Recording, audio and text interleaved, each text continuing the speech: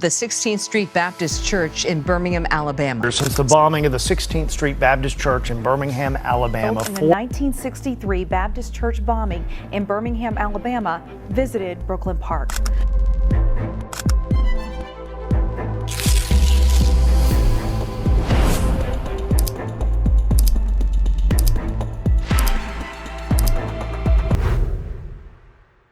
On the morning of September 15th, 1963, 4 young girls by the names Addie Mae Collins, Denise McNair, Carol Robertson, and Cynthia Wesley walked into the 16th Street Baptist Church in Birmingham, Alabama to worship that Sunday. It was like every other Sunday, filled with joy and anticipation for the upcoming Youth Sunday service.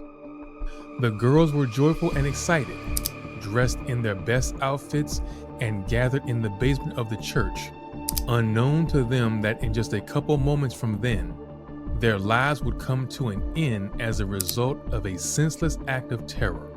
In the twinkle of an eye, the church that was known for its sane and quiet serenity became very loud and was shattered. A bomb that was planted by white supremacists exploded under the church steps and wasted the lives of the 4 girls and inflicted severe injuries to more than 20 other individuals. This incident was a great shock to everyone across the nation, unveiling the terrible depths of racism in America. The Birmingham church bombing became a significant moment in the civil rights movement that propagated many to confront the terrible realities of segregation, racial violence, and hatred towards the Black community. Despite the depth of terror and its significance, the Birmingham bombing is often sidelined by other incidents of the civil rights era, such as the March on Washington and the Selma to Montgomery marches. But the loss of lives of these innocent girls, children who came without an offense, just to worship in peace, became a turning point that left an iconic mark in the history of America. Stay tuned as we expose the forgotten story of the tragic Birmingham church bombing. We will explore the lives of the young girls whose lives were lost, the heartless perpetrators who committed this vicious act, and its influence on the fight for civil rights. This is not just a story tale of tragedy, but one of resilience and the relentless pursuit of justice. By remembering this dark chapter, we honor the victims and reflect on the relevant lessons from the story and fight for equality today. Let's begin. During the early 1960s, Birmingham, Alabama was experiencing intense racial segregation from America. The city was known as one of the most violently racist and segregated cities in the whole country. Jim Crow laws governed every aspect of life in Birmingham, like education to the use of public facilities, just to make sure that Black citizens were denied equal rights. Segregation was dominant across the South, which gave Birmingham the nickname Bombingham, due to the numerous bombings that happened there. That was a method of silencing the voice of the African American community and intimidating them. In the space of 1947 and 1965, more than 50 bombings occurred in the city that were inspired by racism. These bombings had targets on Black homes, businesses, and churches. Despite the intensity of these attacks, only a few perpetrators were caught, which allowed the white supremacy to remain unchecked. The city was also notorious for its deep-rooted white supremacist organizations, the Ku Klux Klan, popularly known as the KKK. They were known for their powerful presence in Birmingham and often collaborating with local law enforcement to maintain racial inequality. They engaged in activities like bombings, beatings, and other violent activities, which became a norm for the Klan to terrorize and oppress Black residents. This combination of systemic racism, violence, and lack of accountability made Birmingham a serious battleground for the civil rights movement. Birmingham's leadership was symbolic to the city's resistance to desegregation. A well-known personality was Eugene Bull Connor, who was Birmingham's Commissioner of Public Safety. Connor's time in office was characterized by his ruthless strategies in maintaining segregation and using the police force to intimidate African Americans. Under Connor's command, the police department deployed attack dogs, high-pressure fire hoses, and mass arrests to suppress civil rights demonstrations. His public support for white supremacy made him a national symbol of racist resistance. Simultaneously, the Ku Klux Klan intensified Connor's actions and the overall political climate, continuing their propaganda of terror. The Klan bombed homes, churches, and other joints of the African American with an intent to truncate the progress of the civil rights movement. Birmingham's black residents lived under continuous threat, but despite the violence, they remained determined to fight for equality. Birmingham became a critical city for civil rights activists who recognized that challenging segregation in Birmingham could expose the brutal realities of racism to the entire nation and the world at large. Reputable leaders like Dr. Martin Luther King Jr. and Reverend Fred Shuttlesworth saw Birmingham as the key to breaking the back of racism and segregation. In early 1963, they launched the Birmingham Campaign, a nonviolent protest that was aimed at dissolving the law of segregation. The Birmingham Campaign featured mass demonstrations, sit-ins, and marches that were all met with resistance and vicious responses from the city's authorities. One of the most significant moments of this incident was the arrest of Dr. King, which made him write his popular Letter from Birmingham Jail. In his powerful message, King defended the necessity of nonviolent resistance and spoke about the deep moral crisis of racism in America. Despite the brutal opposition, the Birmingham Campaign succeeded in forcing the city to desegregate many public spaces. Despite the terror and struggle, the 16th Street Baptist Church stood as a symbol of hope and a central facility for civil rights activities. The church had long been a cornerstone of Birmingham's African American community since 1873 when it was established. During the early 1960s, it became a spiritual and organizational center for many civil rights leaders who usually went there to strategize for protests, meetings, and marches. The church's central location in downtown Birmingham made it a strategic site for organizing the movement. During the Birmingham Campaign, the 16th Street Baptist Church was usually flooded with activists who were on the move to fight for justice. Leaders like Dr. King and Shuttlesworth would address the crowd from the pulpit and urge them to continue the fight against segregation despite the dangers. The church also played a significant role in educating children about their rights and mobilizing young people to participate in nonviolent demonstrations. Unfortunately, this very significance also made the church a target for those who sought to cripple the movement. The 16th Street Baptist Church became a target by the KKK as a symbol of Black resistance and hope, both of which they wanted to destroy. This made the church a prime target for the violent hatred of white supremacists, reaching the peak in the tragic events of September 15, 1963. September 15, 1963. A Sunday that would never be forgotten by the 16th Street Baptist Church and the Black community. The community, mostly Black families, had gathered for the Youth Day service. The air was filled with a sense of reverence and community. This was a service where young members of the church would participate in leading the worship. 4 young girls, Addie Mae Collins, Denise McNair, Carol Robertson, and Cynthia Wesley, were eagerly anticipating their roles in the service. They were thrilled by the anticipation of standing before the church congregation. The girls appeared in their best Sunday outfit. They had gathered in the church basement's ladies' lounge where they excitedly had a chat as they waited for the service to begin. Unknown to the congregation members, the Ku Klux Klan had already planted 15 sticks of dynamite beneath the step that is eastward of the church, with a timing device that was set to explode when service was about to start. The bomb had been placed strategically under the staircase adjacent to the basement. That was the exact place the girls were gathered to have their chat.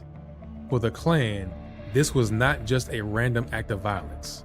The 16th Street Baptist Church had risen as a symbol of resistance and hope of the civil rights movement in Birmingham. Targeting the church was a calculated move to inflict fear into the African American community and destabilize the progress that was made by the civil rights activists. At 10:22 a.m., just as the church was preparing for its morning worship, the bomb exploded with a loud sound that rang in the ears of both individuals who were far and near. The explosion was so heavy that it blasted a hole in the church's walls and brought down the basement to rubble and flinging debris into the sanctuary. The impact of the blast shattered the windows and forcibly knocked worshipers down to the ground. The atmosphere quickly became filled with chaos and confusion as the congregation struggled to comprehend what had just happened. The once peaceful sanctuary had been transformed into a scene of horror. The sanctuary's atmosphere that made everyone feel safe and peaceful had now been intoxicated by chaos, confusion, and bloodshed. The 4 young girls who were in the basement moments earlier experienced far worse consequences. The bomb had hit them directly, killing Addie Mae Collins, who was just 14 years of age, Denise McNair, who was 11, Carol Robertson, who was just 14, and Cynthia Wesley, who was also 14, instantly. After a while, their bodies were found beneath the debris. The young girls became lifeless in the twinkle of an eye. The explosion was so devastating that it scattered the bodies of the girls and left only pieces of their Sunday clothes and shoes scattered across the room. Shockingly, this tragic loss of life was not the only tragedy of the day. About 20 other individuals were also injured by the explosion. Some of the individuals sustained severe wounds and were burned, while others were hit by flying glass and shrapnel. The survivors, including those that were inside and outside the church, remained shocked as their minds struggled to comprehend what had just happened. In a matter of seconds, a moment of worship had become an outrageous nightmare. As the pressure of the terror subsided, the intensity of the bombing became clear. Outside the church, members of the community rushed to the scene, desperate to help those who were trapped inside. Firefighters and police also arrived at the scene, but the mood was intensively chaotic. Many in the Black community knew that this was not just a sudden tragic accident, but a targeted attack that was fueled by racial hatred. Mourners and rescuers pulled survivors from the wreckage, but for the families of the 4 girls, the devastation was unimaginable and almost impossible to comprehend. The bombing wasn't a new incident to the city of Birmingham, especially in Black neighborhoods, but this attack struck at the very heart of the community. The bombing of a church, which was a sacred place of worship on a Sunday morning with children present. This alone made the horrible incident all the more profoundly terrible. The news of the bombing spread quickly, and within a couple hours, the country was gripped by the story of the brutal attack. As the tragedy spread, both the Black and white communities responded in their various ways. Black residents who were already used to the terror of white supremacist violence gathered in grief and rage. Parents, friends, and neighbors of the victims were devastated by their loss. Birmingham's Black community was left in pain, mourning not only the deaths of the 4 girls, but also the continuous cycle of racial violence that seemed to have no end. The bombing came as a surprise to the nation and the world in general. As images of the shattered church and the victims spread across newspapers and television screens, Americans were forced to confront the horrifying consequences of segregation and racism. Leaders of the civil rights movements were already weary from months of protests and confrontations. They were devastated by the attack. Dr. Martin Luther King Jr., who had been in Birmingham earlier that year leading the Birmingham campaign, expressed his deep sorrow over the loss of the girls. In a telegram to Alabama's segregationist governor George Wallace, King blamed the state's policies of racial hatred for creating the conditions that gave room to such violence to occur. There was an outbreak of grief, anger, and frustration across the country. In major cities, Black and white activists held vigils and protests, demanding justice for the murder of the innocent girls. the bombing intensified calls for federal action on civil rights legislation, with many arguing that the deaths of the 4 children symbolized the extreme urgency of eradicating the system of racial oppression. Internationally, the bombing was perceived as a clear example of America's failure to uphold its ideals of freedom and equality. At the apex of the Cold War, with the United States posing itself as the head of the free world, the Birmingham Church Bombing exposed the systemic racism within American society. Countries around the globe expressed their shock and condemnation towards the act, which further pressured the U.S. government to take concrete action against racial injustice. For Birmingham's Black community, the bombing was a devastating blow, but it also strengthened their resilience and determination to fight for justice. Despite their grief, the families of the victims, civil rights leaders, and the entire African American community pressed forward, more determined than ever to fight for justice and equality. The bombing of the 16th Street Baptist Church became an iconic moment in the civil rights movement. It was a horrific reminder of the dangers Black Americans faced every day, but it also became a drive to change the systemic racism that has run deep. In the aftermath, civil rights leaders used the tragic deaths of the 4 girls to request support for federal civil rights legislation. Their sacrifice would not be in vain, as the bombing helped to push the Civil Rights Act of 1964 closer to becoming a reality. After the Birmingham Church bombing, the investigation into the crime was characterized by hesitation, bias, and political maneuvering. Although the explosion had killed 4 innocent children in broad daylight and left the nation in shock, local authorities in Birmingham were sluggish to act. The city's law enforcement, which was led by individuals like Bull Connor, had a history of protecting white supremacists rather than holding them accountable, and this was no exception. However, it was widely suspected that the Ku Klux Klan, KKK, was behind the bombing, and local officials seemed reluctant to rapidly follow up with the case. There was a very minute effort that was made to arrest suspects, and the investigation was hampered by the lack of cooperation from the police, some of whom were rumored to have ties with the Klan. The crime scene at the 16th Street Baptist Church was quickly contaminated and scattered, which made the collection of forensic evidence difficult. Despite the gravity of the bombing's horrific nature, there was little sense of urgency from local officials to bring the perpetrators to justice. Due to the complacency of local authorities, the federal government eventually stepped in. The FBI, under the leadership of J. Edgar Hoover, was tasked with investigating the bombing. Hoover himself had a complicated relationship with the civil rights movement, often perceiving civil rights leaders like Dr. Martin Luther King Jr. with suspicion and disdain. This attitude was shown in the investigation, which was conducted with a level of reluctance and hesitation that many found infuriating. Although the FBI had collected strong evidence early on that links popularly known KKK members to the bombing, Hoover chose not to aggressively follow up the case.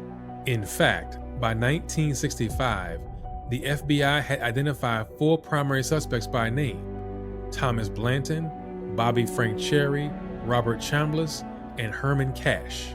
All 4 men were members of a violent Klan faction, which was the Cahaba River Group, popularly known for their hatred of the civil rights movement. However, Hoover did not make the evidence known to the public, and no charges were laid against the suspects at the time.